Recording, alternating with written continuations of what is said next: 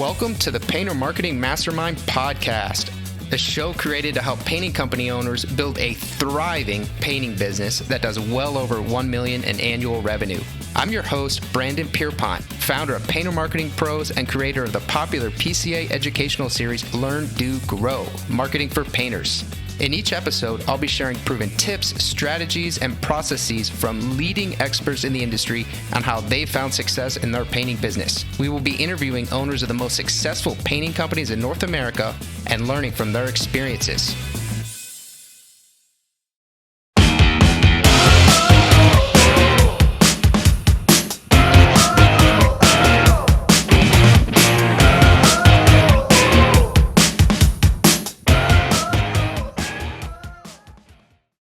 All right, so very, very excited to present to you. Who's having a good time at this conference? Yeah, heck yeah. So I'm super excited that the PCA is leaning into these more niche events. I think it's fantastic. I love Expo. I actually like these more. So I think this is my fourth one in 2 months or 3 months or something. I'm kind of doing the circuit.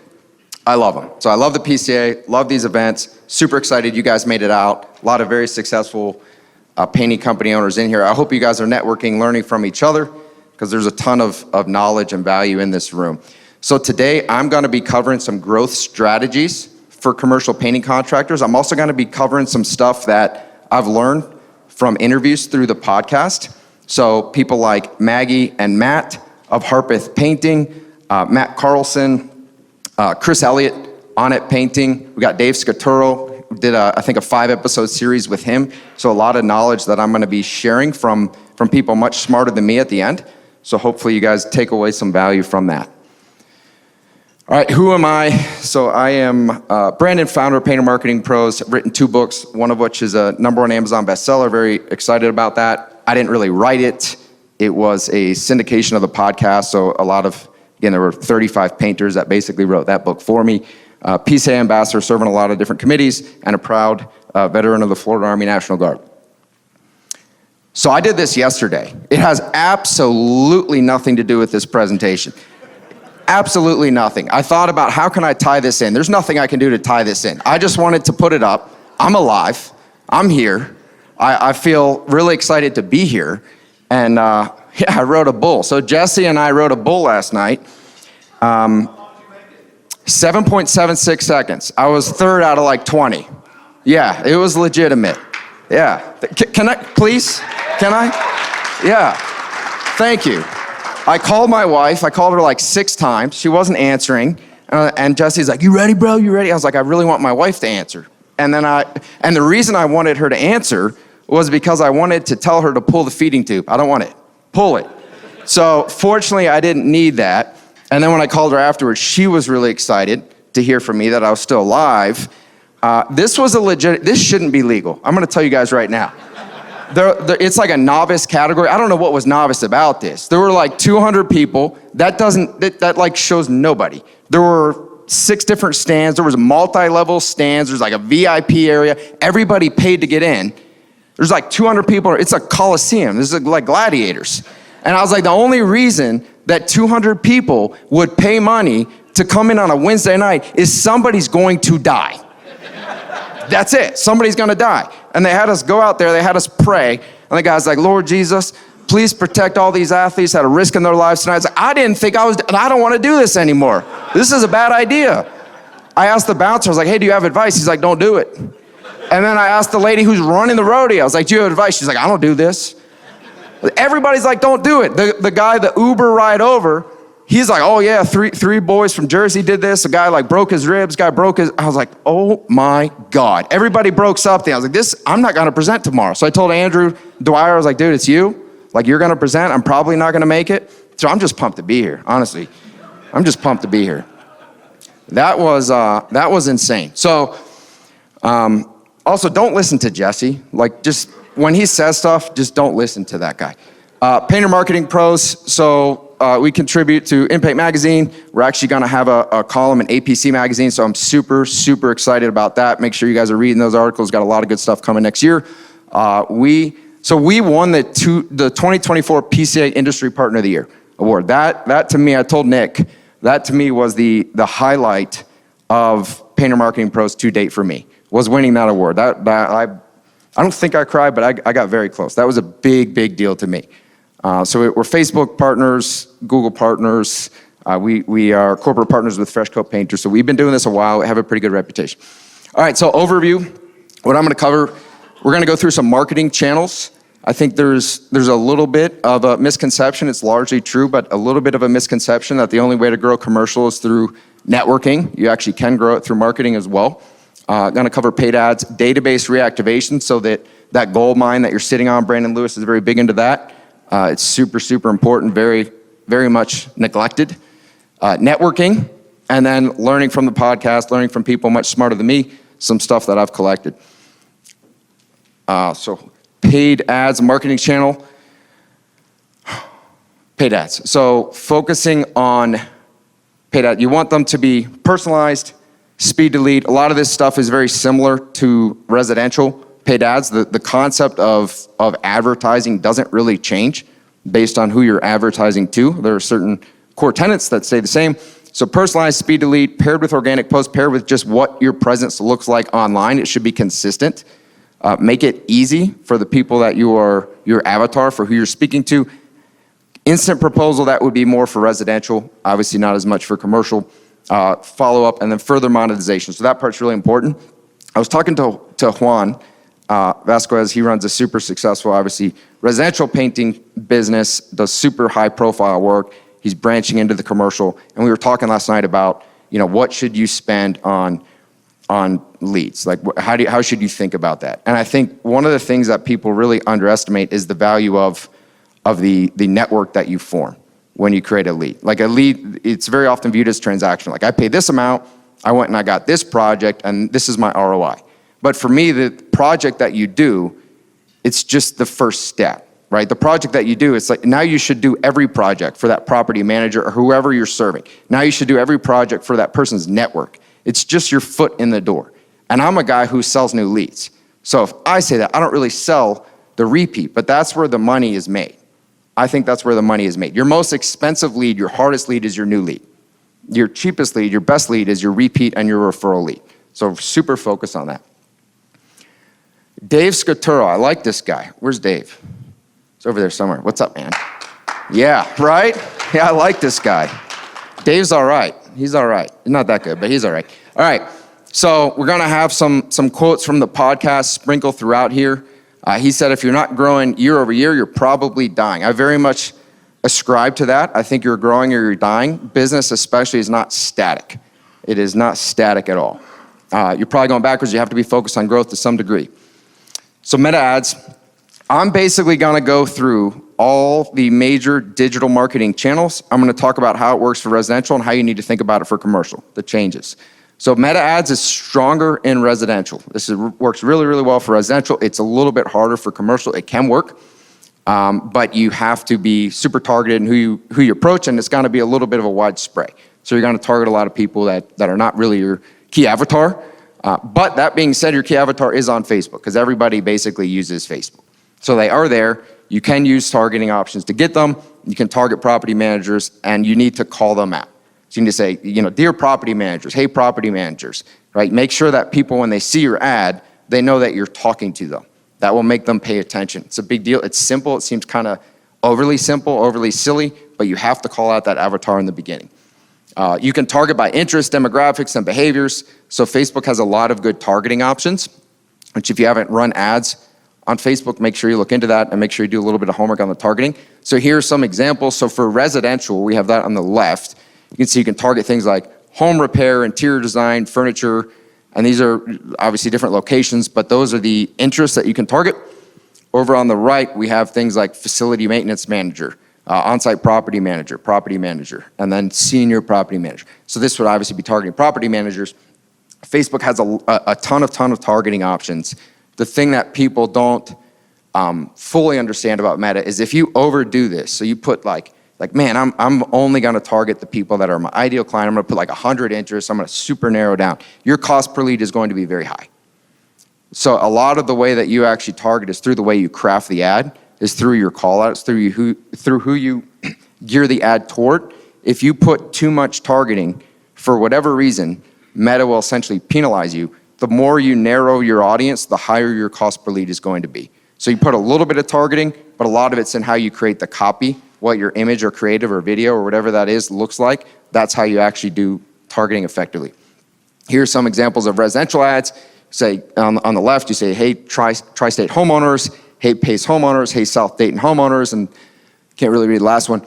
But you can see there's call outs. Like, I want to talk to a homeowner. When somebody sees the ad, they're gonna stop. Faces tend to resonate really well, especially with residential. People are used to seeing that on Meta. They see everyone post selfies and things like that. So they're used to seeing that. It blends, it looks a little bit more native to the platform. And then you call out who you're actually speaking to at the front. Commercial's a little bit different. So commercial's a little bit more focused on the actual project and what you're doing. And then the before and afters, video, montages, things like that, it's more business focused, so it is a little bit different. Again, Meta for me is not my favorite platform for commercial, but it can work. You just have to be pretty targeted and call out your avatar. So Google pay-per-click, this is probably the biggest differentiator between residential and commercial. I do not like it for residential. We got Brad Ellison, he's somewhere. So Brad, what are you spending this year in marketing?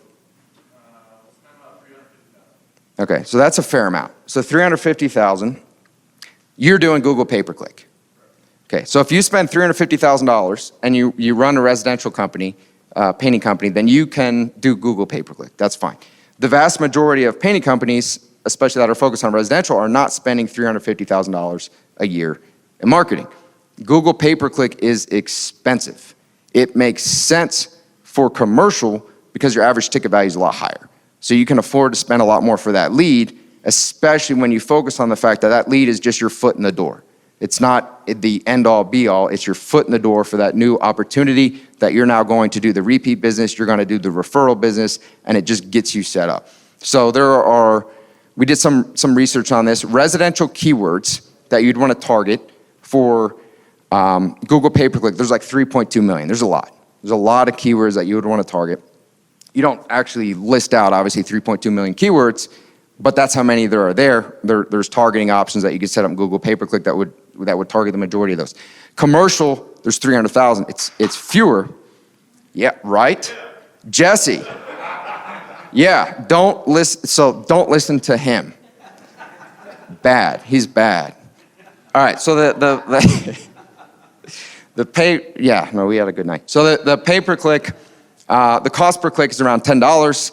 When you start adding up what it costs per lead, so what the cost per click is a click, right? So somebody clicks. By the way, a lot of bots click. So I don't know if you guys know that, but when you set up a Google ad, if you're running Google ads, you need to use a software like ClickZeus or some other software to actually protect your ad, because bots troll the internet and they'll click your ad and you pay money for that. It's not even human. And then sometimes competitors will click your ad, and if you don't have some sort of rule set up, you're not using some kind of software like Click, they can just click it indefinitely and just cost you a lot of money. Most companies don't do that, but there are bad actors out there. So you have to know what you're doing. You have to set up some kind of rules and protections on your ads. That being said, residential, you're typically gonna spend over $200 per lead through Google Ads. That's a lead. You're not gonna set all of those. You're definitely not gonna close all those. So if your average ticket value is $4,000, $5,000, $6,000, it starts to be a little bit tough depending on how much you're paying for that project. Commercial, I think we were pretty modest here, $15,000 and up. It's a pretty minor amount. If you're spending $200, $300 a lead, if you have any kind of reasonable close rate, it's a pretty minor amount. So Google pay-per-click is a very viable strategy. You should be doing it if you want to expand your commercial business. A lot of you have networks, you've been doing it for a long time. You get kind of fed the work through reputation and word of mouth. But if you want to expand your business, or you want to open another location, or you want to move into a new vertical, Google pay-per-click is something you should highly consider.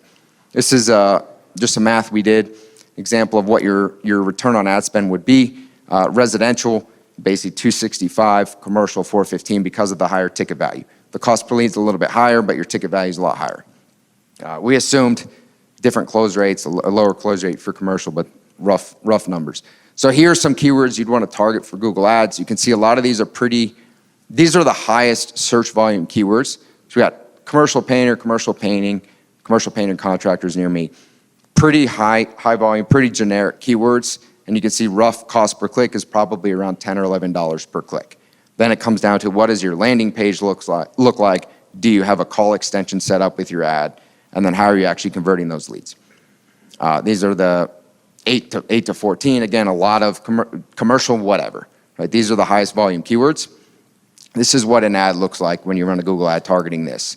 I don't love this. I don't love these ads, but this is what you have to do when you're targeting commercial because it's a pretty generic keyword. There's obviously a lot of different verticals that fall within that. So you can see that one on the left, we paint retail, restaurant, hotels, chain store. To me, that's not super compelling because you're not targeting a specific avatar, but you're trading because you're targeting the higher volume keyword. It's a more generic keyword. It's going to be searched a lot more frequently than what would be called a long tail keyword phrase or something more specific.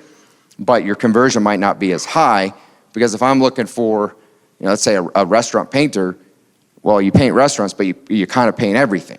So you're maybe not an expert, but you're an option, right? So you'll show up. So a lot of that's pretty generic. This would be an example of a more targeted keyword. Right? So warehouse painting, factory painting, commercial building, office painting, church painting, for example. More targeted, you can see the cost per click is generally going to be a lot less. The reason it's a lot less is because the search volume is also a lot less. So you're not going to get as many leads this way, but your conversion rate is going to be higher. If you run an ad like this, let's say you're running church painting, we're going to actually use that with Dave a little bit farther on with SEO, but let's say you're running church painting, you would not want to take them to your homepage. You would not be like, oh, we're the best church painters. And then you click on it and you go to your homepage like, we're a commercial painting company, we do this and that and that and that and that. That's not what you would want to do. You would want church painting, and then it would go to a church painting page. It would just be photos of churches. It would just be talking about churches, what you do to paint churches. It would all be integrated to target. So my recommendation, if you're going to run Google ads, would be run some more generic, broader keyword phrases, commercial painting, where you're going to target the keyword volume, and then those can go to more of like a home page or more of a generic page, but then also set up more ads that are going to be less volume, but they should convert at a much higher rate, targeting the individual verticals that you serve. Here are some examples of what those ads will look like. So we have like a warehouse painting contractor. You can see in the bottom right, exterior church painting. So specializing in painting and renovation of historic churches across New England. If you click on that ad, it's probably going to talk about churches, right? So they're very, very focused on that. If I'm looking for a church painter, I'm going to feel better about that ad on the bottom right, when it's talking all about exterior church painting, than I am that ad on the left, when they paint anything and everything. They can probably paint the church. They're probably not experts at it, though. They just paint whatever. So do them both, because you're not going to, with these specific searches, you won't get as much volume. Local service ads, this is really better for residential, but you will show up for commercial. It is the future of Google. So those of you who are doing commercial and residential, Google's moving toward LSA. A lot of they don't specifically say that. Google doesn't tell you what they're doing. They're notoriously difficult on that front. But you can see what they're doing in terms of where their development dollars are going, how their algorithm is shifting, and they are pushing more and more resources toward LSA. It is the future. So if you're doing any residential, make sure you set this up.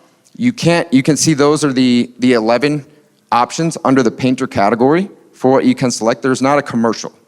But if you're doing, exterior painting, interior painting, you would want to set that up because you will still show up.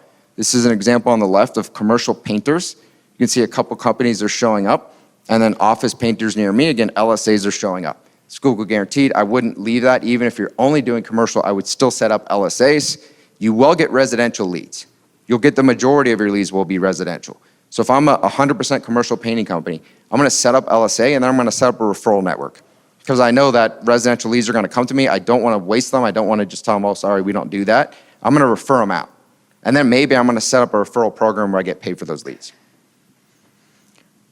Tips for success for LSA. Google LSAs appear at the top of search results.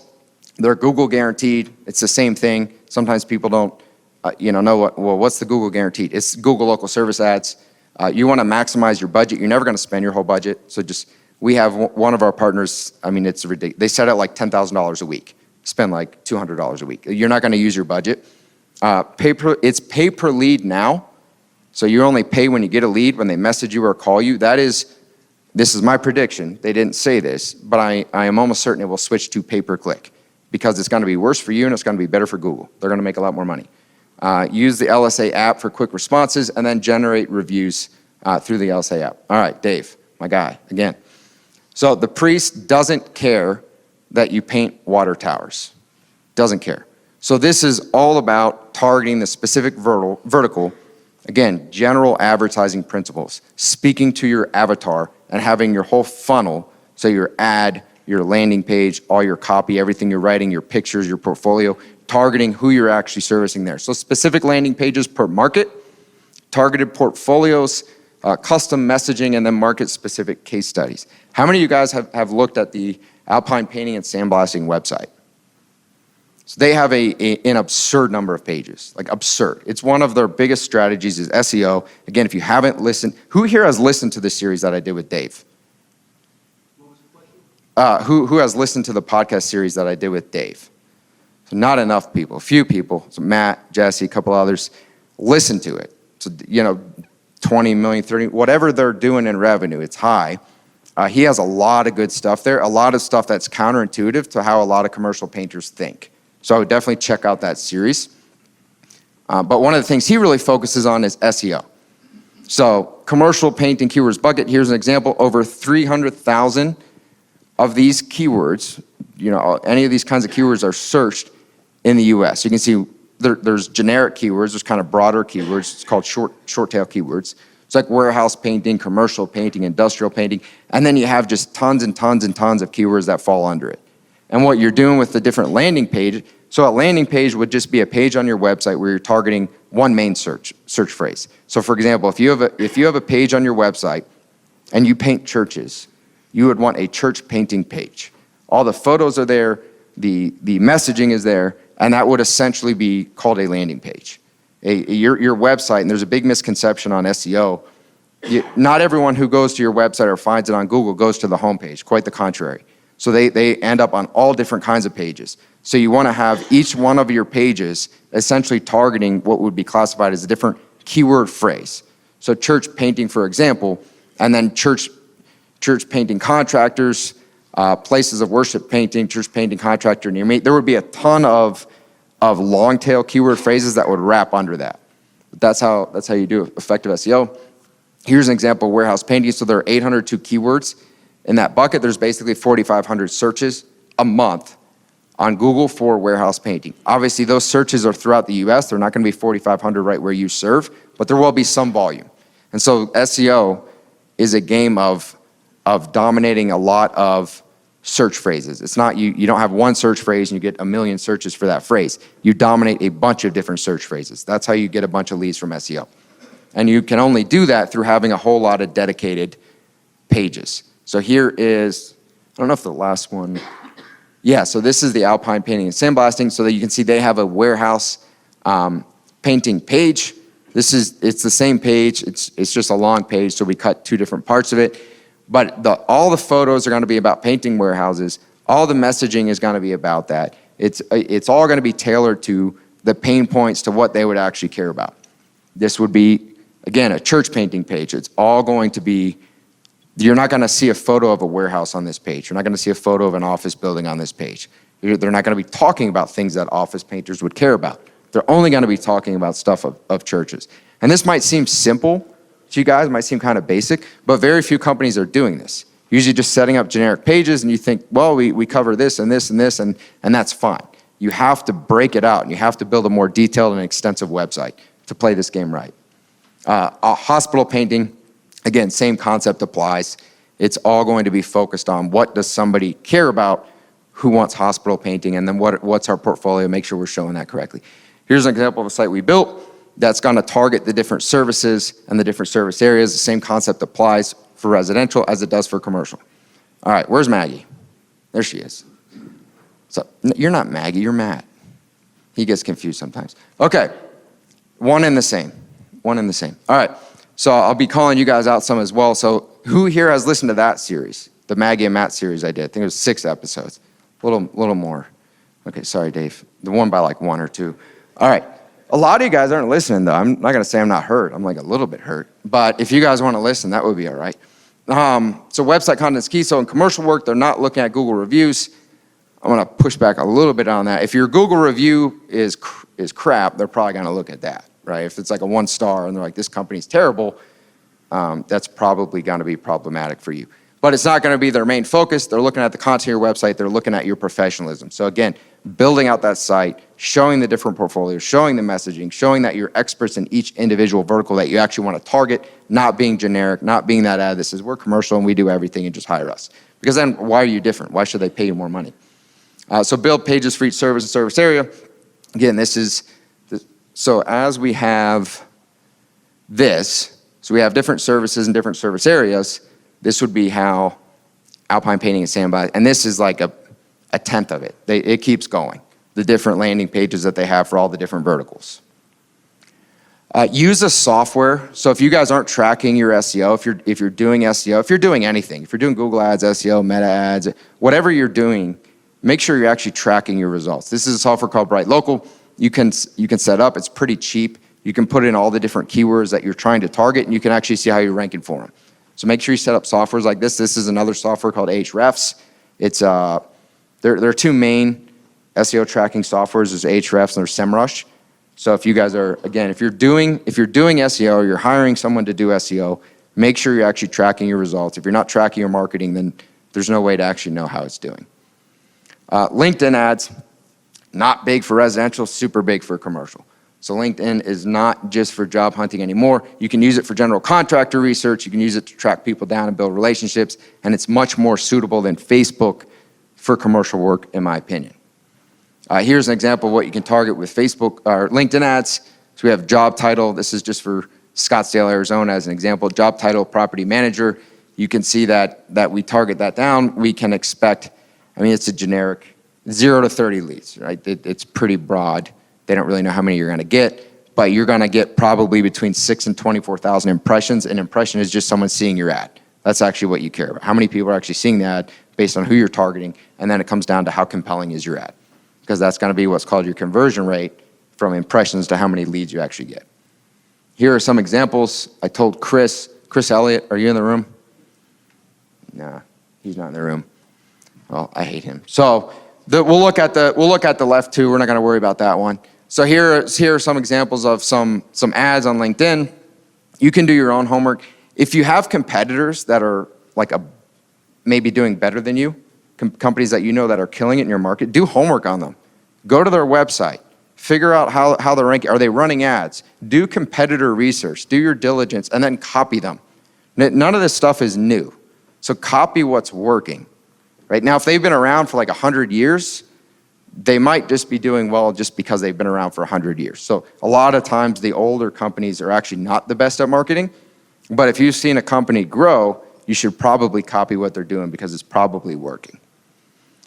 Social media organic. So a lot of times social media organic, people, you hear hey, you need to post on Facebook, you need to have an active presence. People think they got to be posting all the time. That stuff is less to generate leads. It's more so that when a lead comes in, they're gonna do homework on you, they're gonna go to your website, they're gonna look at your social media, they're gonna start doing their due diligence. You wanna have a consistent presence. You don't want they pull up your Facebook and you just don't do anything. Your last post was 8 months ago. That's not a compelling sales pitch. So when you're getting a new lead, you want to look, it's the best foot forward. You wanna have the best digital presence that you can possibly have. So the way we break this down is you can have core pillar content. This is an example if you were gonna do 4 posts a week. You'd have core pillar content, would be 1 post per week. Engagement content, 2 posts per week, and then thought leadership.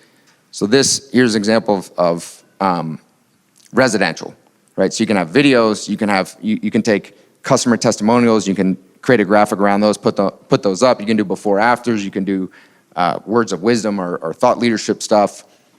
But for commercial, you want to target specific personas, again, based on who you focus on. So property managers, what would their pain point be? Maintaining property value, minimizing disruption, obviously finding reliable contractors that are not a pain in their butt, they're managing a ton of stuff, so make sure your messaging is geared toward them. Interest, property management, tenant satisfaction, et cetera. So based on whoever you're targeting, make sure your messaging resonates with that. Again, it seems simple, but very few companies actually do it. Very few companies are thinking from the perspective of who they're talking to, which is insane. But that's how advertising and messaging works. You need to think about who you're targeting and how do they think, and make sure your messaging is resonating with them. So an example of core pillar content would be before and after project showcases, technical expertise posts, industry-specific solution. This is gonna be your more in-depth kind of demonstration of your knowledge, demonstration of what your company can do. This is what most people think of as what all your posts should be. All the posts don't need to be like this, but this would be a core pillar content. Engagement content's kind of behind the scenes. People want to do business with people, even commercial. People want to do business with people. They don't want to do business with companies. They don't want to do business with corporations. We like doing business with human beings. So employee spotlights, behind the scenes, client success, let them know your company, let them know who you are, spotlight the employees, make yourself relatable. That's huge. So 2 of these per week. And then thought leadership, where are we going? What's going to happen in the industry in the future? You kind of showing you're at the forefront of the industry is big. They place much more trust in that. So here are some examples of some ads. Again, we have Alpine Painting, a couple other ones of what that would actually, or social media organic, of what this would look like. Again, it's less focused at this point on the people, although crews, things like that, professionalism is good, but a lot of times you're gonna wanna show project photos for this. Who's doing direct mail for commercial? One person, man. Who's marketing? Who in here markets? Like a fifth, okay, all right. So hopefully a couple more people after this. People are like, dude, I don't care. Like, you end at 9. All right, cool, sweet. So it's going great. I wrote a bull. I don't care, I wrote a freaking bull. So, all right. I'm having a good day. It doesn't matter to me. All right, so direct mail. So you do something like that, you're gonna appreciate things differently, I promise you. So, all right, direct mail. So super specific, advantage, super specific, customized with targeting. You can craft personalized messaging. This is the advantage of direct mail. You can be so targeted. You can just target the people you want. You can have multiple different direct mail campaigns targeting different people. You would obviously want to write those differently and take advantage of that. The disadvantage is obviously it's a little bit more expensive, right? The digital is going to be a little bit more of a spray and pray, but you win through the targeting and through the messaging. The direct mail is going to be, it's super targeted. It's going to cost you a little bit more money, but it's still a win. Data, who knows what this means, database reactivation? God, okay. I'm trying to come up with so that's marketing speak. And I keep trying to figure out how to say that better. But it's just reaching out to your past leads. You guys have a database. You have past leads, you have past customers, you have their information, their name, their email, their phone number. What database reactivation means is just reaching out to them. Like a monthly newsletter, sending out promotional offers to your email list. All that stuff would be considered database reactivation. Sending out a text blast saying, hey, book your work before December 31st. We're running this promotion. That would be called database reactivation. So here you build reputation and authority, you stay top of mind, you showcase big projects. So a big misconception, just business in general, is you go, you do a project, and then that customer is so enamored with you that they just think about you all the time, right? 3 months from now, 6 months from now, a year from now, 2 years from now, they know your company name, they know you, they know who was on set. They don't know you like 3 days after. They have no idea who you are. So the keeping in touch with them is really big. This is where the money is. Again, so we're actually doing more of this now. So we got Michael Chaney in the room. We're rolling out a reactivation campaign for her. We're doing more of this now. We're doing quarterly reactivation. But that's not my primary business. My primary business is new leads. So again, when I'm saying this is where the money is, you should probably listen to me because this isn't really what I sell. But this is where the money is. The new lead is going to be your most expensive, most difficult lead. You have to sell. They don't know who you are. You have to sell them. It's a hard sell. Once you're there, all you got to do is good work. Right? All you got to do is good work and then keep in touch with them. Be professional. And then this is where the money is. You can create new sales opportunity, boost engagement. We got Matt. So we don't market to companies. We market to people. People want to do business with people. They do not want to do business with companies. Industry leaders agree. So regular client meetings, project updates. Again, long-term relationship focus. This is an example. It's a residential, but an example of what a database reactivation would look like. It's commercial. This is a primarily residential focused company, but they do commercial. Again, you'd want to show the work. You'd want to put this stuff out there. All right, networking. Who in here focuses on networking? I assume that's probably more. Okay, yeah, so a lot of people.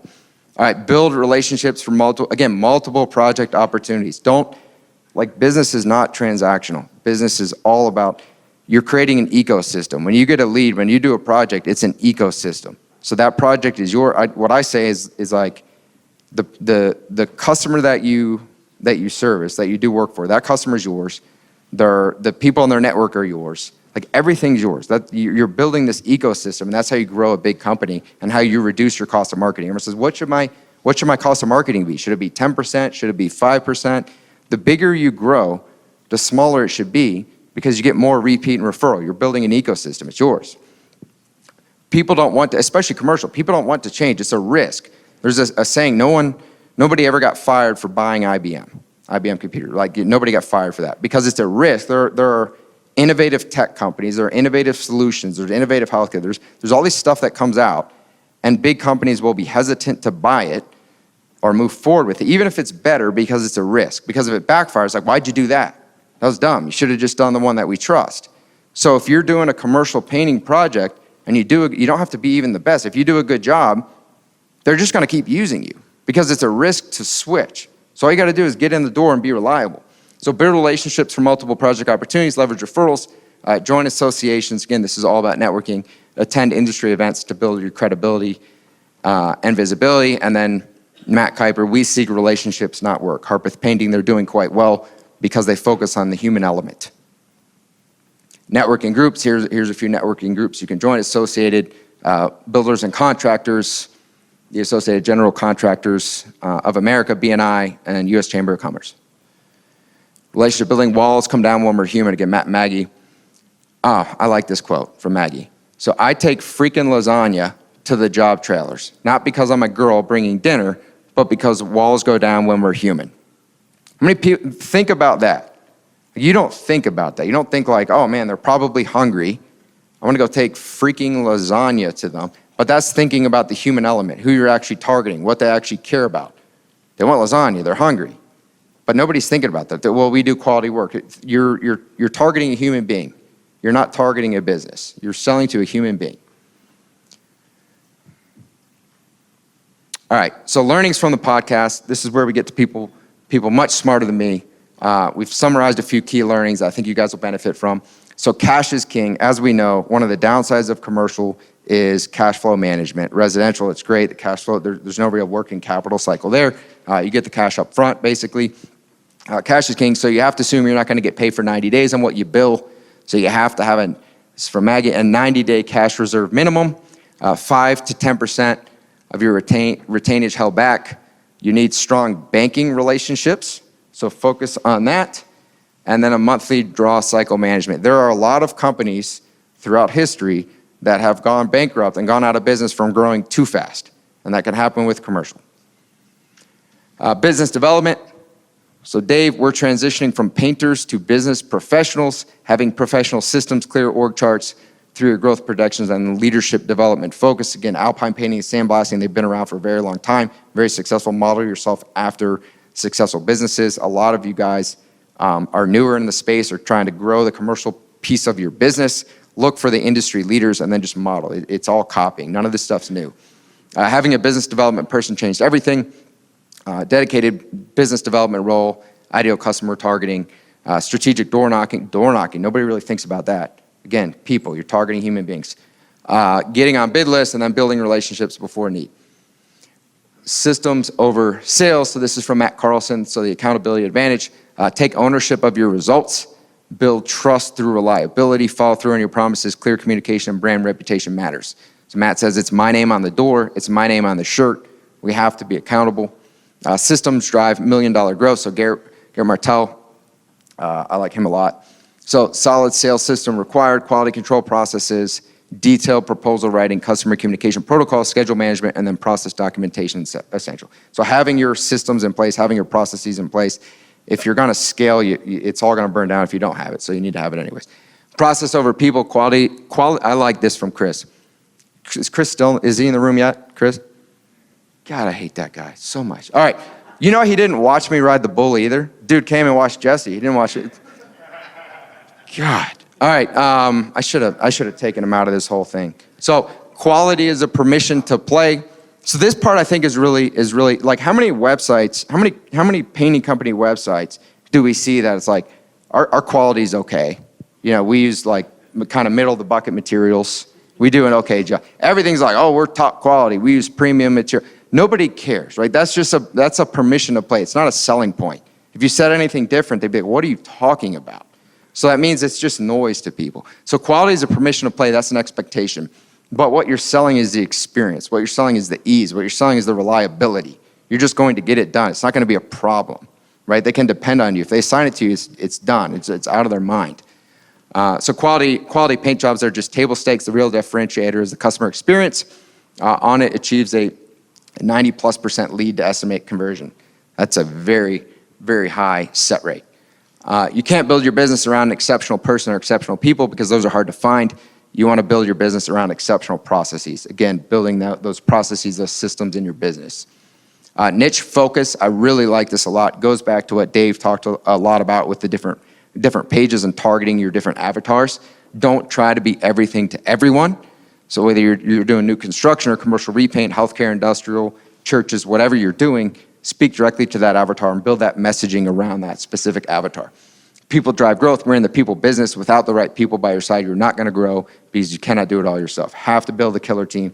Every entrepreneur, every business owner ever talks about their team. You know, they did it because of their team. So getting good at hiring, getting good at inspiring, developing those leadership skills, it's all really important if you're going to grow a big and successful company. And then think big picture. I like this a lot. I think people think way too small. Growing a business is hard. It's just hard no matter what. And it's not really hard. It's not harder to grow it bigger. It's hard. No matter what you do, it's hard. So people generally think too small. They discount themselves. They think they can't do X, Y, or Z. They think somebody else in this room, you know, who's far beyond, well, they have something I don't have, or they're smarter than I am. No, like you break that glass ceiling. Think bigger. People think too small. They get stuck in the small things. Those things will work themselves out or become inconsequential if you think about the big picture.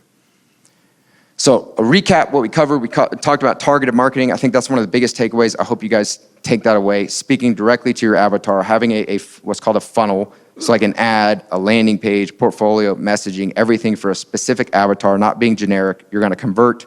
You're going to have leads do business with you at a much higher rate if you do that.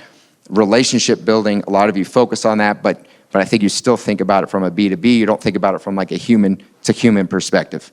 Continuous improvement, operational excellence, that should be a given, and it's hard. Operational excellence is super hard, but you're going to face an uphill battle if you can't get that right. Sales, by the way, sales ends up becoming the easiest thing. So like as you start a business, sales is the struggle. How do I get leads? How do I sell? When you actually start scaling, sales is the easiest thing. What becomes hard is the operation. So try your best to put that in place right as soon as you can. People and culture, and then financial stability. So managing your cash flow. I don't know where I'm at time-wise. I have no idea. I'm alive, so I'm just feeling good. I wrote a bull.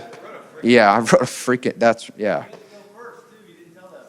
Oh, yeah, so I went first, like first. Like the whole, I didn't, like first. Like there were like 20 people, and there was a 7:30, and there was a 9 p.m., and we're all there, and then they're like, Brandon, and I was like, nope. I'm like, Brandon, you're up. I was like, I am not. And they're like, get up here. And I was like, do I have to go first? Like, yes. And I was asking questions, and I couldn't help but get the perception that they didn't care. They like put the vest on. They put the helmet. I didn't even know the rule. I didn't know what freaking gate this thing's leaving from. It's like facing this way. I'm like, well, it's going to go forward, and then it's going to like hit the crowd. That's weird. But then it like went out the side. I was like, it makes more sense. But they just like I'm like, what happens? They're like, oh, well, you last 8 seconds. I was like, okay, what happens then? They're like, a horn goes off. What do you do then? Like, you just hop off the bull. You just hop off. The hell kind of comment? You just hop off the bull? The bull's not gonna stop. Like, you're still gonna maybe die. Like, there's no like, hey, bull, like we made it 8 seconds, calm down. The bull doesn't care. The bull's not listening to that. So like, you know, I'm like, this is an insane sport. You know that things are going to go bad. It's 100% certainty things are going to go bad. There's no like, maybe it goes well. It's just how many seconds do I wait until things go really bad for me? Until I'm launched off a bull, or I just hop off the bull, and then the bull maybe tries to kill me. That's a stupid sport. Don't listen to Jesse. That's a dumb sport. All right, who has questions? I'm on a high, man. I'm having a good day. Would you do it again? I think that's a one and done for me. Yeah. There were like some things that I saw afterwards. I give it to Jesse. There were some people I saw afterwards. I'm like, you know what? I'm glad that I went first, because I probably would have pissed myself had I like seen this and know that I was up. Yeah. How much alcohol was involved? You weren't able to drink beforehand. What about before? I didn't drink before either. Probably should have. Yeah. Loosen up a little. Hey, Brandon, with everything switching over to ChatGPT as a search in the future, how's that going to impact SEO and everything related to marketing? What an awesome question. So yeah, how many of you guys have seen like the Google searches change, the search generative experience you search, and they kind of got I love it. I hated it in the beginning. I was like, this is so weird. Now I absolutely love it, because it gives you, usually, sometimes it's super off, but it usually gives you a pretty good answer at the top. And then there are links that you can click into to learn more, and that's how it works. The concepts are the same. They're not changing. So the whole idea of putting out quality content is king, building the relevant pages, Google's gonna pull from that. It's gonna create the summary at the top, but then there are all these links that people are gonna then click, which I click a lot because I wanna learn more, because it's usually just a quick synopsis of what I searched, and then they're gonna go to the website. So it's basically the dashboard is changing, the underlying fundamentals are not. Brandon, one of the things I think I've struggled with a lot, is losing culture because we're trying to put a certain number of words on a page because of the algorithms. We're trying to have enough blogging content so that we're seen as, proficient in our profession. For me, it's become sort of this balancing act between I've got all the right keywords, I've got enough content on the page, and I'm like, who's reading 900 words on my landing page? Because nobody is. And so I don't want to become, no offense to anyone who, CertaPro markets a certain way, and they're very good at it, but I feel like there's a balance to be struck in keeping culture and keeping identity. And I'm just curious to know, as you do this every day, and you see a lot of companies, and you help a lot of companies, by the way. It's a great presentation. Thanks. I'm glad you didn't break any ribs, at least none that you know of right now. That'll come later. Maybe you'll find that out next week. Hey, I think I actually do have a broken rib from riding that bull. But seriously, in your experience, how do you find that balance so that you don't lose culture in the process? You're saying writing the blogs, like putting too much... Whether it's blogs, content on my pages, I mean, the algorithms are set up that you got to have a certain number of words. Yeah. So, okay, who's reading all those words? And it can become very sterile or very institutional and not who we are. No, I love it. Yeah, so super good question. So you're writing this content for basically two different customers. You have the bot, which is what you're talking about, right? You're writing it for Google. It's not a human being. And that's why you have to have long form content. So you're saying 900 words. You don't want to write 500 words. That's the traditional blog length. Google's not gonna reward you as much for that. You typically want to target 1,000 words or more, because Google loves content. It's very greedy for that. And then you're writing it for the human beings. The way that I would say that you don't have it be sterile or lose your culture would be the focus on the human being. So building it specifically with our pain points in mind, building it specifically for like actually giving thought to it, right? Because right now you can just use AI and I could write 1,000 blogs in the next 1 minute. I can just tell AI to write all these blogs for me. So the content itself doesn't really, you're not rewarded for that. What you're rewarded for is the thought process and actually targeting the avatar. Because if you guys use ChatGPT or use this stuff, it's not that smart. It pulls from a bunch of sources, but it doesn't have that human element down yet. Maybe it will when the robots attack us and everyone dies. But right now it doesn't. It's not that smart. It's just like a data aggregator, and it kind of puts it together. So it's that human element. It's thinking through, it's sales. It's sales psychology. It's thinking through what's the purpose of the blog? We're putting the blog because Google needs it, but there should be a deeper purpose. Somebody should want to read those 900 words. If you say nobody's going to read it, nobody cares, it's probably not written the right way. And then with that being said, when you're writing 900 words, 1,000 words, 2,000 words, again, going into just marketing, have multiple calls to action. So like at the top, like, hey, request an estimate or move forward or contact us. And then throughout, always have that, because a lot of times they won't read the whole thing, but maybe they read some. Don't make them then hunt for how to contact your company. Have always, as you're scrolling down the page, there should be some clear call to action there. There should be a bunch on the page. The longer it is, the more calls to action you should have. Okay, I have 3 comments. What was said bull's name? I don't know. Do you plan on getting the bull tattoo? No. And is it more important to start with a website with marketing or start a marketing program and build your website to it? I think the website, it's necessary but not sufficient. So a lot of times if there's a smaller company, I'll tell them just use Wix or just use some template. You just need to have a professional presence, but it's not going to generate leads for you. Not in the beginning. It will take a long time. So you have to have some professional presence, but if you're debating between those two, the marketing program's a lot more important early on, but you can't not have a professional looking website, because then people are going to do their homework on you and they're not going to move forward with you. So you have to build something sufficient, and then you need to move forward with an actual marketing program. Awesome. Thank you guys. Brandon. Appreciate you.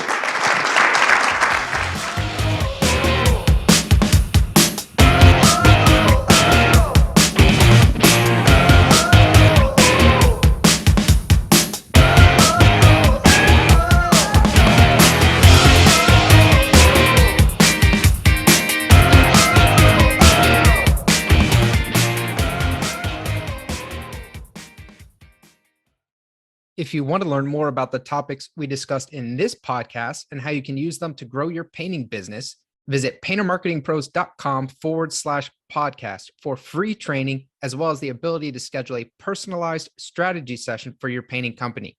Again, that URL is paintermarketingpros.com/podcast. Hey there, painting company owners. If you enjoyed today's episode, make sure you go ahead and hit that subscribe button. Give us your feedback. Let us know how we did. And also, if you're interested in taking your painting business to the next level, make sure you visit the Painter Marketing Pros website at paintermarketingpros.com to learn more about our services. You can also reach out to me directly by emailing me at brandon@paintermarketingpros.com, and I can give you personalized advice on growing your painting business. Until next time, keep growing.